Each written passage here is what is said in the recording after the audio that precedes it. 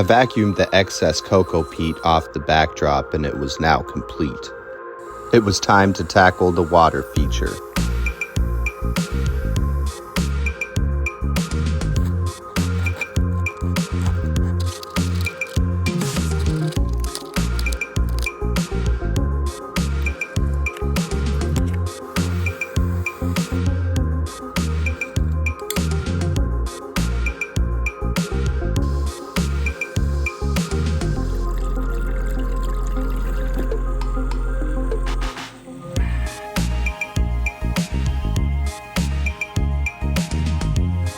I also added sand to my beach landing.